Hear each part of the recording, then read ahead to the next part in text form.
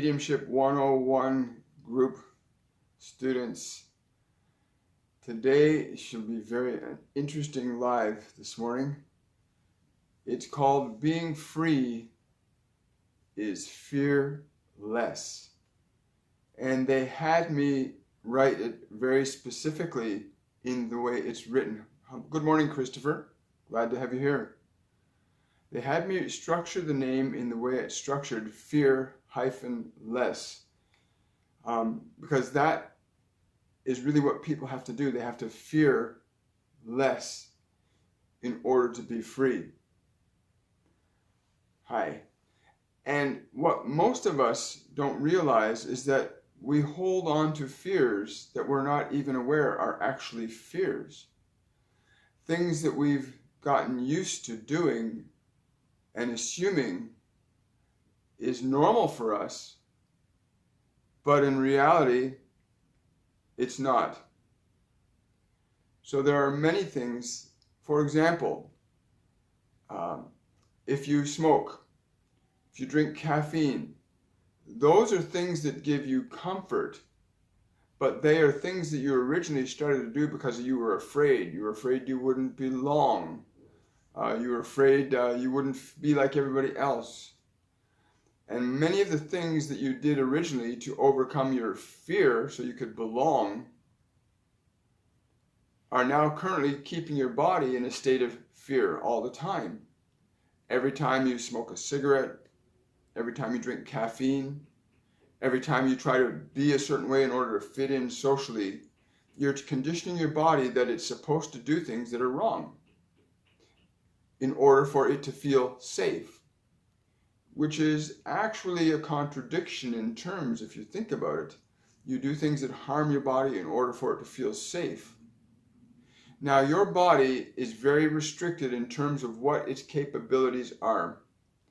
It can only operate based on the information provided by its 5 physical senses. And these 5 physical senses appraise you of what's going on in the environment. And so if someone's going to reject you when you were a teenager in high school, but if you felt that you behaved a certain way, they wouldn't reject you, then you'd behave that way. And if they didn't reject you, you'd think, oh, this is the way to behave. To steal or fight or smoke cigarettes or whatever it was you chose to do in high school in order to fit in so you didn't have to be afraid of not fitting in. But to this day, whatever things that you still do habitually that harm your body are still causing stress on your body. They actually keep your body in a perpetual state of fear so that your body does not have an opportunity to let go of that fear, and neither do you. Hi, Lori. Hi, honey. Very important. Fear less. So how do you fear less? Because the reverse is true. I know I smoked for 30 years from age 6 to about age 37. And I stopped smoking the day my daughter was born. I made a firm commitment that I would not expose my daughter to that. But I do remember thinking how good and much I enjoyed it during that time. And when I gave it up, several months after I gave it up, I now accepted that that was much better for me. But my original reason for smoking when I was age 6 was that my mother smoked. And she smoked Rothmans, this brand of cigarettes called Rothmans. And she always seemed very important to me. I mean, my father had left when I was 5, so my mother was like God to me. So for me to start smoking made me feel like I would be closer to her. I would belong to her. And so I started smoking on that basis then. Now, a young mind doesn't think in that terms of cognizance. It just responds to the need of wanting to be loved. And so when we're really young, we make a lot of decisions based on what we think we need. And those decisions aren't necessarily the right ones for you, but you make them then and you forget why you made those decisions. You forget why you started smoking. You forget why you started drinking. But it still happens today because that's what you're used to. When I made a clear-cut decision to stop smoking, I noticed a remarked improvement in terms of my physical health. Alcohol. I was a very, very intense alcoholic for about 10 years from age 12 to around age 22. And where I was literally, I'd wake up naked in the middle of the streets places and I could not remember days. And I started doing that at 12. And I remember the very, very first time I drank. The very, very first time I drank was on Halloween evening, oh no, New Year's evening back in 1971. And that New Year's, I was out banging pots in the halls of the building with all the other kids, and I was banging on this one door, and the man came out the door completely enraged at me banging on his door and banging pots. And he ran up to me, and he literally punched me in the face. And I got this huge black eye. I was screaming and crying, and other mothers came running in. And my stepfather at that time then brought me home and said, well, you know, it's time to show you how to be a man. And he brought this bottle of alcoholic wine and gave me this beautiful drink of wine. And I drank this wine, and I started feeling better with all this pain. So I started drinking after that. I got in trouble for drinking, so I started drinking privately. But the reason I decided to drink was that it made me feel safe. It made me feel like I belong. And virtually every single bad habit that we have originally started out with the desire to fulfill a need that we actually had. Whether that need was caffeine. Caffeine for me was a socially acceptable thing. When I started working in warehousing at age 13, all the other men in the warehouse drank coffee on their break time. So I started drinking coffee, and it made me feel like I belonged. It wasn't the coffee that made me feel like I belonged. It was just the fact that I thought by doing that, I felt like I belonged. So oftentimes we can formulate thoughts about what we think we're going to feel by doing something, and then our body associates that by doing that thing, we feel that way. And so what we need to do is start to release those false belief systems, to become fearless, to realize your value now isn't determined by the habits that you have in terms of things that harm your body. Anything that harms your body is going to create a state of fear in it. It's going to put it under stress. Alcohol, tobacco, processed foods, processed sugars. There's a whole bunch of things. You can look them up. All those things that you do that you know you shouldn't do. That little piece of chocolate that you like to have every once in a while. And yet all those things put stresses on your body, and your body then goes into a state of anxiety. Whether you're aware or not, you're used to it now because you've probably been in the habit for a long time. But once you start to identify how your body really feels when you smoke that cigarette, that you're actually putting in chemicals that harm it, then you'll start to remove the stressors. The fear in the body begins to drop down when you drop those habits. But the original fear, as you leave the old habit behind, the original fear of not being accepted if you don't do that, not being loved if you don't indulge in that, not saying this or doing this a certain way, those original fears then begin to surface. And it's at that point in the process, you have to make a conscious decision that you of your own self-worth, of your own value, not being dependent on the people, circumstances, and events around you, that the value of yourself is wholly dependent upon your ability to formulate ideas about your body and your mind that you know from in your heart, that you know in your heart will sustain you more effectively, more health-wise, more positively. When you begin to engage in those things and counter the original fears with new ideas that actually uplift, empower the body and the mind, you become fearless. You begin to fear less because there's no stress on the body. I know that drinking water, I used to drink lots of soda too. I used to drink lots of soda, and the sugars gave me a rush. It made me feel a certain way, and I had energy. Same with coffee. The caffeine in coffee, I get energy from it. The body became conditioned to think that, oh, I'm going to feel this way because of this. But in reality, the body was artificially feeling certain things, and you have to drink it again. It's an addiction. It's their addictions. But they didn't want me to get into a whole thing about habits that we have that we need to let go of in order to hear and express, because there are many beautiful channels in the world that smoke and drink and do all those things, and they can communicate wonderful messages to the world. But they also, I've also met some of these beings and spoken to them, and some of them are challenged by other areas of their life because those stressors are there. There's a part of them that's living up here, and another part of them is living down here. And the vibrational consciousness at which you are currently resonating is what you're going to attract. So they can go into a beautiful channeling and bring through the most wonderful message, and it's a beautiful message. However, when they leave that frequency and they go back to their day-to-day life, they're now dealing with their tobacco or their alcohol and those things and the emotions and stuff that go on with that. And then the only way they can get out of that is by doing what they're doing. So learning how to be in that state all the time is really critical. Learning how to be in a state of love and grace comes about when you start to become fearless. To fear less. Now, how often a day do you make a decision to fear less? They're saying to me right now, in order to begin to become fearless, to fear less, to recognize those things you think, say, or do that you're doing in order to either avoid fear or to hide fear. And then when you catch yourself thinking that thought, damn, to correct it, to be willing to let go, because the word, that idea of its very nature, they say, is your fear about something being wrong. If you're upset or frustrated, it's because there's something that on some level you believe something is wrong. And the idea that something is wrong in divine creation is silly and ridiculous.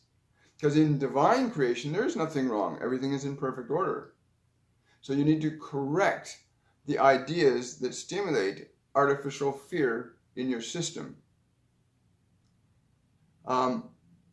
Recognizing when that happens, if there's any feeling of fear, you know if it's got to do with money, if it's got to do with relationship, if it's got to do any fear that you have around any area of your life, it's important you begin to release your fear around it. Don't worry about what the other person is thinking, feeling, saying, and doing. Just recognize, oh, they're upset. It's instilling this state of fear in me, but I'm going to decide not to take on their fear. I won't take on their energy. I won't make what they're doing mine. And you learn to start to let go of not only your fears, but the fears that are projected at you from all around you. Because many people work in jobs and live in homes that are aggressive or abusive, or around people that are narcissistic.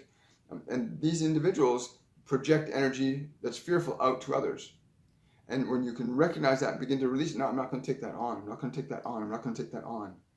I'm going to move into a state of love and grace and peace. And when you consciously begin to do that on a moment-to-moment basis, when you're consciously catching, oh, I feel a bit of fear right now, I'm going to decide to let that fear go. And what's that fear about? Oh, that fear is about I'm not going to have enough money to pay my cell phone bill next month. Well, then you release that fear and make a decision that actually all my needs are being taken care of, even if I don't know how. You can actually make a statement, all my needs are being taken care of, even if I do not know how. That statement, when you can speak the words and feel them, very important. They say, when you can feel your new idea in your body, it becomes a reality. Just as the fears are your current reality, or the uncertainty is your current reality, or the doubt, or the sadness, or the depression is your current reality, the minute you feel that in your body, it's a reality. The minute you release it from the body and put a new one in, a new reality begins to emerge. So suddenly I start to feel depressed, my body begins to drive, wait a minute, I'm noticing this depression. I think I'm going to sit up straight and I'm going to think about something wonderful, like flowers and bees and how beautiful the world is and the sky and there's 7 billion wonderful people on the planet. And I'm beginning to feel that energy in my body. And as you begin to consciously and deliberately generate feelings that sustain a new state in your body begins to take it in and your environment begins to take it on. They're saying it's very, very, very important to recognize when your body, because they're saying most of what you have been conditioned to believe that is false and generates fear in your life is stored in your body now, and you've forgotten that it's there. They're saying pay close attention throughout the day what it is that stimulates fear in you and be willing to release it from your body, because they're saying you will notice when you're afraid, your body reacts a certain way. As you become aware of the fear, the body will react to your becoming aware of the fear because it wants to protect you from whatever it's afraid of, right? That's the body's design. Its body's designed to protect you while you're in it. Recognize the fear, release it from the body, and make a decision about all your needs are being taken care of, Everything's happening in perfect order. I'm attracting new and incredible people into my life. Important to restructure and reformulate new ideas as you release the old energies. Remember, your emotions are energy in motion, and the minute an emotion is stimulated, it causes a behavior in the form and an effect in your environment. The goal here today is to get you now focused on being conscious about releasing those things that do not serve you any longer, that do not serve your body, that do not serve your mind, do not serve your soul, and do not serve the environment around you. And you become a deliberate generator of emotions, thoughts, and actions that add to the overall value and meaning of not only your life, but the lives of the people around you. As we speak, we are deliberately generating and transmitting a frequency that is very, very high. And we say high in terms not of above you or below you, but high in terms of its quality. The quality that is natural and inherent in all sentient living beings that inhabit bodies. Their natural tendency is a high frequency, but the environment can pull the consciousness down into the lower frequencies of the baser fears. And your willingness and capacity to be willing to release them moment to moment liberates you from them and liberates your body from them. We will be doing a short meditation in a few minutes, but we wanted to communicate the feeling sense to you of how your life would feel if you had no fear. We ask you to consider this idea right now. How would your life feel and be without any fear? And we encourage you to write this question down. How would your life feel and be without any fear? And as you go through your day, ask yourself that question whenever a fear comes up. How would it feel if I did not have this fear or this habit or this thing? How would I feel and how would my life be without it, without the fear? Important to ask that question throughout your day.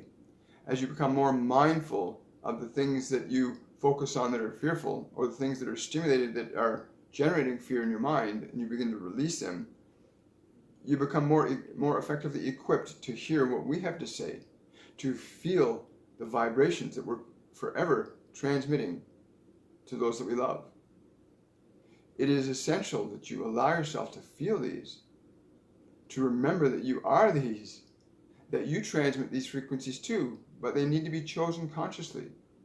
As one can hold their hand up and deliberately close and open their hand, so too can one deliberately transmit or receive a vibration. But so too can one automatically and unconsciously transmit a vibration. You've seen people where they're suddenly nervously tapping their hands, or they start to move to a certain song, and they're automatically doing things without thinking.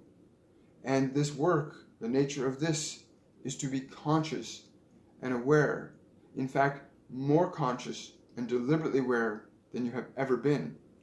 And this is the path that we follow, that which is a conscious path of love and light. And it is a conscious decision that is made moment to moment, not one you just make once. It's one you make every moment you are faced with something within yourself that weighs you down or holds you back, and you say, no, I'm not going to indulge in that anymore. I'm not going to think that way anymore. I'm not going to do that anymore. And then, of course, the old system says, but it felt so good. It tastes so nice. It made me feel a certain way. I want to keep doing it. I'm going to keep doing it. And you got to say to the old system, I'm sorry. I know how much you love that alcohol. I know how much you love that cigarette. I know how much you love the chocolate. Oh my God, you loved it so much. But I'm sorry. I love you too much to let you harm yourself that way anymore. And you come to a place where you begin to be the caretaker and caregiver of this form. It has harbored you throughout your life to this point. This beautiful mechanism in which you find yourself has harbored you, allowed you to do whatever you want with it. And it has willingly obliged all of your needs, your wants, and desires the way you believe they should be fulfilled. And yet if you look at it and feel it,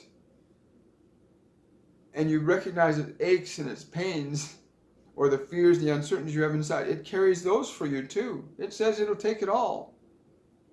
But it's time to start caring for it. Start to treat it with the high regard with which it was given to you. It is time. Now, the little short meditation we'll be doing is going to be specifically around letting go of fear. It's very simple. Everybody knows what fear feels like. Everybody knows what joy feels like. But to really feel your fear leave your body, to actually feel fear leave your body, to feel the thoughts that are connected to fear leave your mind, to actually feel that is the purpose of this short meditation, which will then be followed by questions and answers about this subject.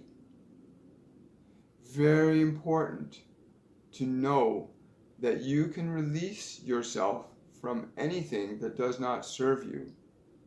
You think that cigarette has power over you? It has no power over you. You think that caffeine has control over you? It has no control over you. It has an effect on your body. It has an effect on your body. If you choose to stop drinking coffee, your body will get a headache because it demands those chemicals to feel better. And you have to go through 1 or 2 days of that headache until that urge is gone. The body's chemical dependence is removed. And then hopefully you have the intelligence to give your body what it really needs. This beautiful life-giving substance that is here in great abundance. And is free for everybody. And then you replace in the body the things that you take away from it that it no longer needs. And you begin to evolve. So what we do now is encourage you to get into a position that's comfortable. This will be very short, very effective if you're willing to allow yourself to let fear go. So just take a deep breath and bring yourself into a very relaxed state as you exhale.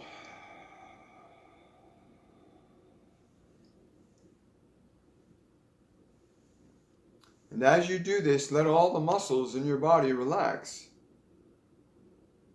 You can tell them to relax. You can give them permission to relax. Just for 3 minutes. Let them relax. Let the face relax. Let the shoulders and chest relax. Let your stomach and back relax. Breathe. And exhale. Let your body relax deeper. It does so. It wants to. Let your legs relax. Just go deeper. This won't hurt. Go a little deeper. That's right. Just feel how your body feels as it relaxes more. Feel how it feels as it relaxes more.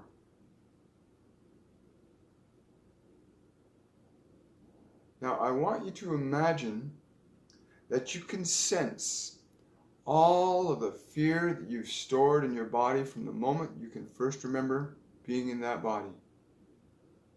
Just imagine you can sense all of that fear stored in the different molecules of your body. And what I want you to do now is take a deep breath and imagine you can inhale all those fears up into your throat.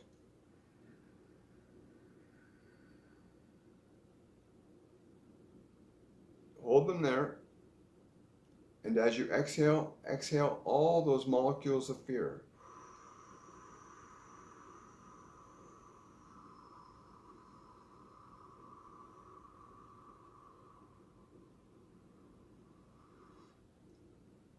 Now breathe in.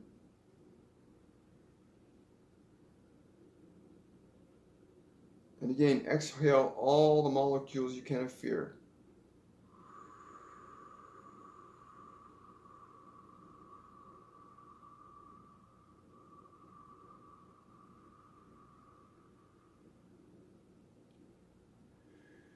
And just feel what your body feels having done that. If you need to take another breath like that, do that again.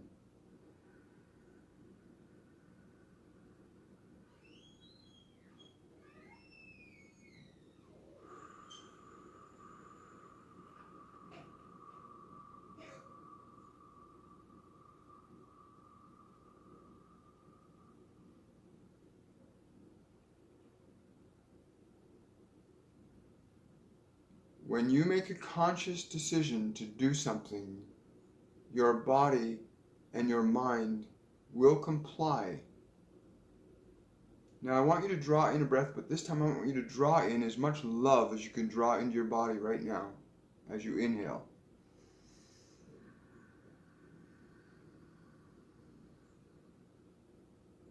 And breathe it into all the molecules of your body.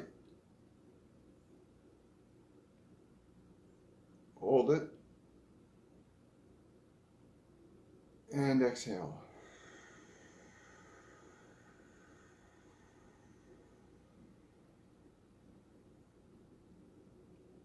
And again, breathe that feeling of love into all the molecules of your body.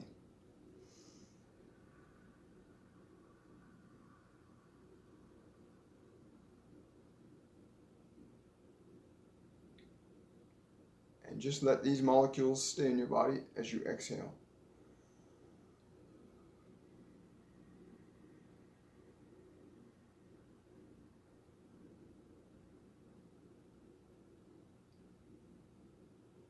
Feel the difference in the vibration in your body.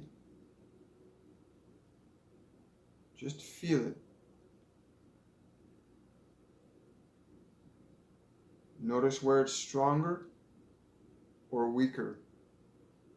Wherever it's weaker, breathe into that spot molecules of love.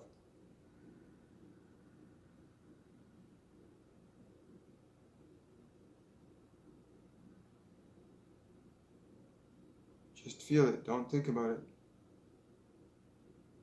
Just feel.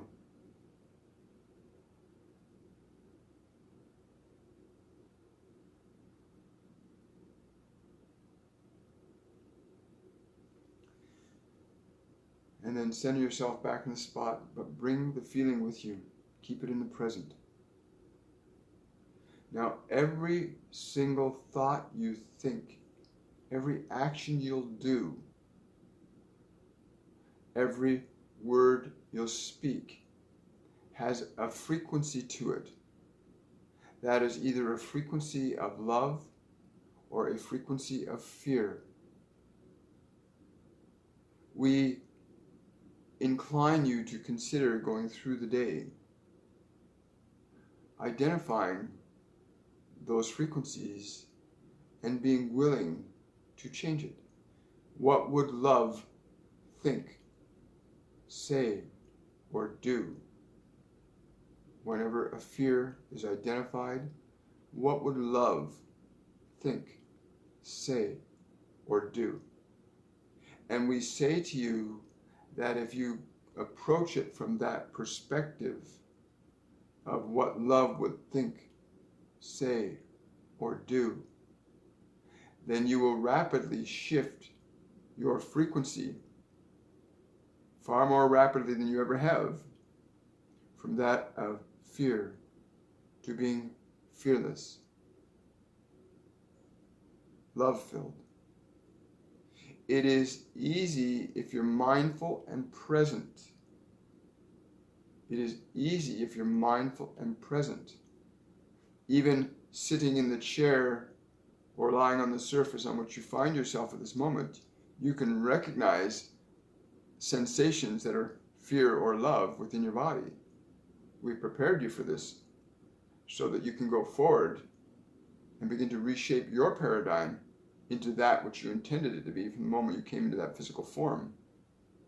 You did not come here to create love and suffering. You came here to experience and express bliss and being and purposeful living. To operate from your highest point of consciousness. to recognize you are a transformer of time, space, and matter and experience, that you create and generate that which you call your life, and that you're free to do this at any point if you're conscious and aware. The frequency is love. What would love think, say, and do? In all of your actions, what would love think, say, and do? This is a very simple formula that if you're willing to follow it, your frequency will shift very rapidly, and you will experience an increase in your joy,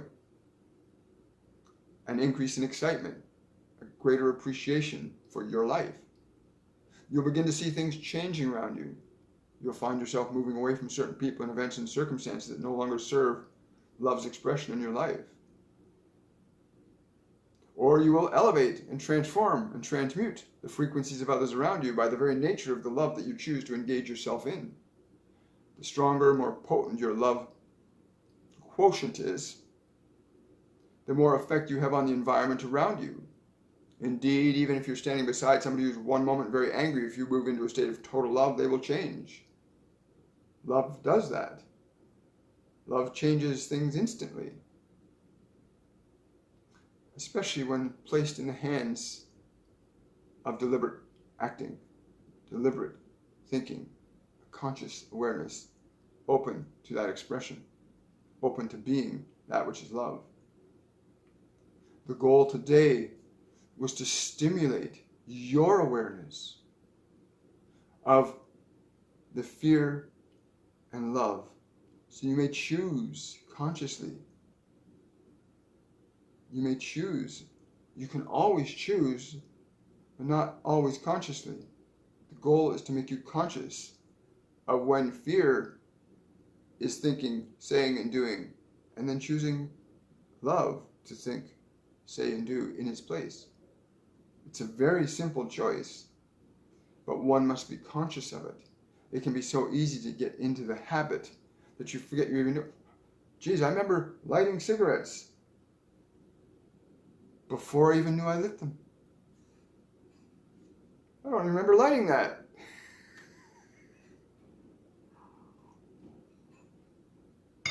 And you start to free yourself of that which is no longer true. Because love, in essence, is what you are. It's not something you have to become. It's something you are.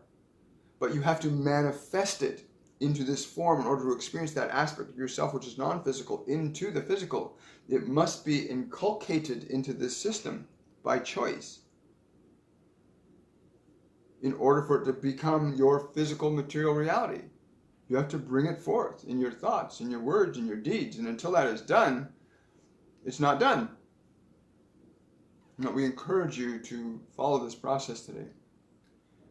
As you shift your energy frequency, we will be more available to you, to listen to you, to have you hear us, have you see us, for there are planes of consciousness that are profound, that are available to you right here. You don't have to run to another planet or star to experience that planet or that star. It's right here with you right now. To experience the love and the beauty and the grace of a tree, its personality, its character, it's available to you here now. To speak to the dimensional beings you know as fairies or gnomes or divine masters as Jesus and Buddha, it's available to you now. But it requires that your frequency be in tune with that which that is. If I did not have a cell phone and I tried to call somebody, I'm not going to go very far. So you build in the mechanism, into your mechanism, that which allows you to tune into those things that you wish to communicate with, that you wish to know. And you're doing this right now while you're taking this course, because you want to tune in to that which you know is available to you, that has seemed elusive to you, but it has always been with you. But you have to be willing to tune your frequency. You have to be willing to make the adjustments in the system so the system receives and transmits those frequencies properly. And your brain in that body that you exist in, has the capability to receive and transmit frequencies on all infinite channels. When it is attuned so, and you are the one that is there to tune that system, you can receive instruction and apply the instruction and become the tuner of your own system. We assist many in helping to acquire and gain the knowledge necessary to tune in their system to whatever they wish to dial into. But you yourself must do those things to make the tuning adjustment inside. We cannot stick ourselves in your head and do that adjustment. We cannot make you pull that thought out. We cannot make you change that behavior. We would love to, but it would be a violation of what we understand the law to be. That you are free, divine creator, free to create and experience that which you wish to create and experience without interference. But when you go out seeking assistance and guidance, then you're saying, I've lost my way, I need an instructor. And we are here for that purpose, if you wish instruction. And that's why we are here. We are here to instruct. We are the divine council of light. And we are with all, as all is with us. And we shall continue forward in assisting you to release yourself from that which you've imprisoned yourself by. And it will be fairly easy once you understand the fundamental principles of what you're speaking, and then apply them, and learn to make those adjustments. Make the adjustments. You must make them. Nobody can make them for you. We can suggest. But that is the extent. We can suggest. But we cannot make. It goes against our very nature of allowing. And the divine construct is about allowing. And you already know this in your heart. So we hope that you will accept our instruction today and begin your construction of your new self-expression in this dimension. To begin to be an example for others around you that love is the dominant force that you wish to see in this world.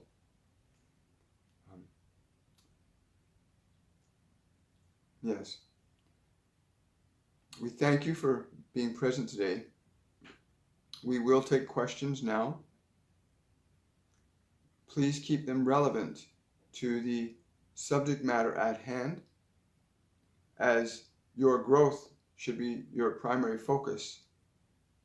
The changes you need to institute need to be your focus. But we will take questions now.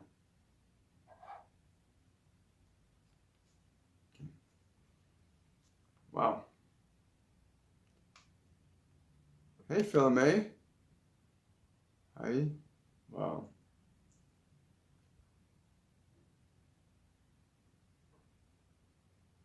Wow, that's beautiful, Doc. Wow. I want to thank all of you guys for coming by. I have no idea what time it is yet. Oh, we're doing good. When they direct me to do things, like I ask for direction. I'm not just a Joe boy. I follow direction that's intelligent to me. You know, when somebody shows me how to drive a Ferrari, and they've driven a Ferrari and they drive it really well, and I've never driven a Ferrari, I'm going to learn from the Ferrari driver. You know, if someone's taught me how to, or I see somebody can play pro baseball and I want to learn to be a pro baseball player, I'm going to learn from them. You know, I follow the guidance of my team because they've demonstrated to me time and time again that what they know is true and effective. And then when I apply it in my life and it's true and effective, you come to a place where you learn to trust the experts. Well, thank you, Lorraine. Anna. Okay. Absolutely not. You can release all your fears in a single instant if you have the intention and the intense desire required to do that. Not many people have that capability. Everyone has the potential, but not everybody has developed the capability, because the amount of attachment that they have to the fears is greater than the attachment they have to the love that is them. But in your breath, in that simple breath of willingness to release your fear, you can release years and years of acquired fear in a very short time. In a very short time. How do you feel now? versus when we did the short meditation with you. Let your experience teach you, not just the words you hear. They keep telling me I got to fix these eyes. I'm actually working on it. You know what? They told me this. They said the reason your eyes need, I can actually, if I move in a little closer, I can actually read them. But then the light hurts my eyes when I get too close to it. They said the muscles around my eyes have not been exercised enough. And what happens, they said, when your muscles don't exercise around your eyes enough, they begin to shrink and they pull the eyes back in the socket further. So you get, your vision actually goes off. So they've been giving me these eye exercises the last few weeks I've been working on. And I'm noticing a difference. I don't need to wear these as much. And if the light is shining behind me, I can read what's small prints in front of me. Hi, Kathleen. Well, thank you for sharing that. Yes, that's it. The joining in is an action against the fears. I'm going to repeat that again. They're saying the joining in is the action which gives you the chance to give up your fears, surrender your fears by taking the action to do the thing you've been avoiding. Involvement is your choice to be engaged in your growth. Fear is a choice to not. They're saying you know this is already true, so do that thing which your fear is not letting you do. Do that thing which you know your fear is not letting you do. Do that thing. Join us. Participate as you are right now. You've already taken the first step in expressing a question. You've engaged us. And in engaging us, you've invited us. And in inviting us, you can receive from us. And in receiving from us, you can grow. So be willing. Be willing to do more. Ask another question. Do more. Involve. Get on the group and interact with your fellow students. You're very powerful.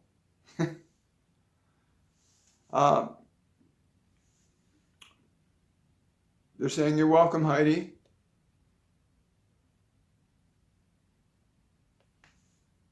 Wow, that's amazing, Patricia. They're applauding you like that. I'm getting goosebumps all over me right now, Patricia. Thank you.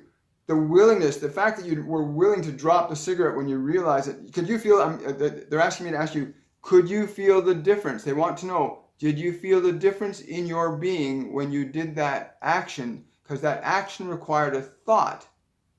And that thought created a feeling, and the feeling generated the action of releasing it. Did you feel the difference in your being when you did that? They've asked you that question, Patricia. Let us know.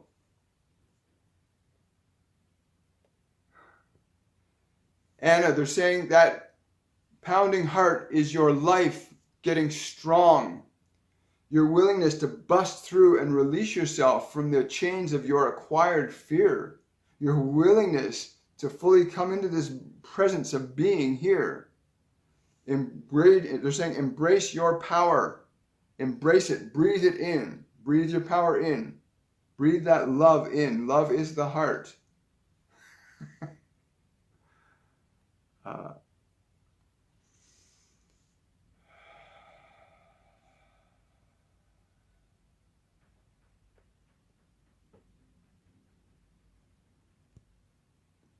Well, Judy, you have now found your voice, that you could articulate that illusion under which you've been misleading yourself, that you could articulate that and recognize that that is what you are doing is the very primary step to the releasing of that fear, the decision to no longer conduct yourself based on the fears and emotions of others is the liberation of yourself from that which you think is an imprisonment, but will in fact now become a liberation, because you'll recognize now, there's the bars. I don't want to have bars in front of me.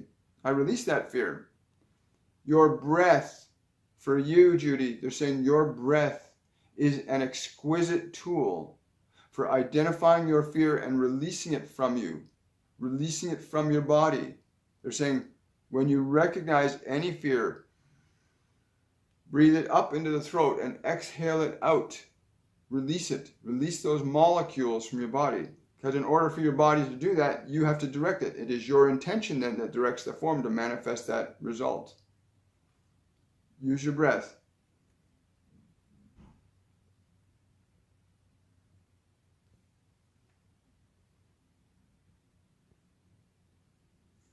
Yes. And each and every one of you that applies the principles that were laid out here today are laying the foundation for being able to hear your own team. I mean, the beings that are around me right now, they're just absolutely exquisitely overjoyed because they can feel the result of your transformation to the degree you are willing to allow it. And they have nothing but love and grace and gratitude for your efforts. Because when you open up to them, you're opening up to your own love, the love that is you. When you connect yourself to love, you connect yourself to more love. To beings that are love, you connect to more love. Very important.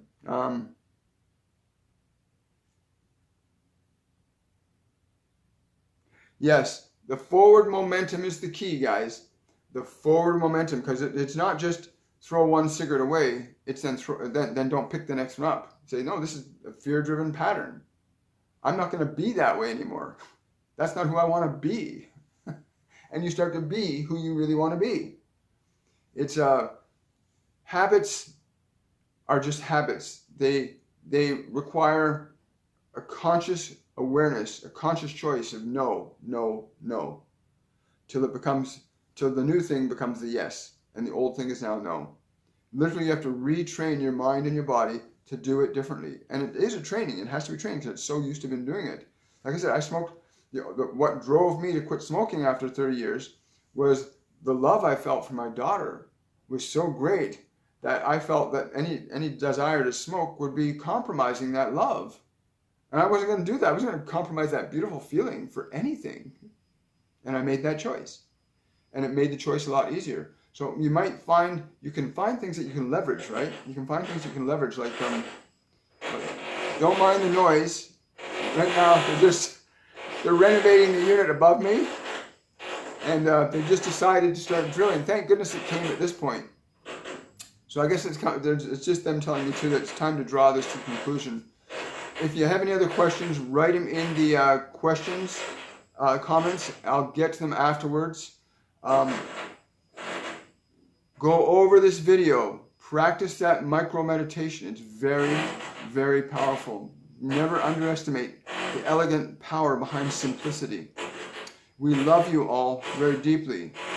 A couple of announcements I need to make too. When you do a live event, keep the live event to an hour or less.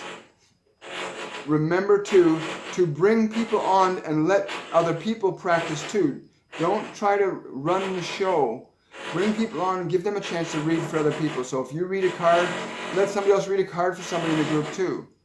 It's about everybody practicing the full. Remember, the card reading is a mechanism for training your focus to tune into higher level messages that the people wanting to receive them are there to receive. Remember, really get into the feeling of what is being communicated. What is the message for that person? And by the way, you're all doing great. Everybody's come live has done awesome. I really appreciate it. We love you all. And thank you for taking the time today. I know you've all got lives. Again, this was not planned. And so there'll be many more like this because I follow their direction because they know more about what is required in this dimension than I do too. So much love to all of you. Have a great day.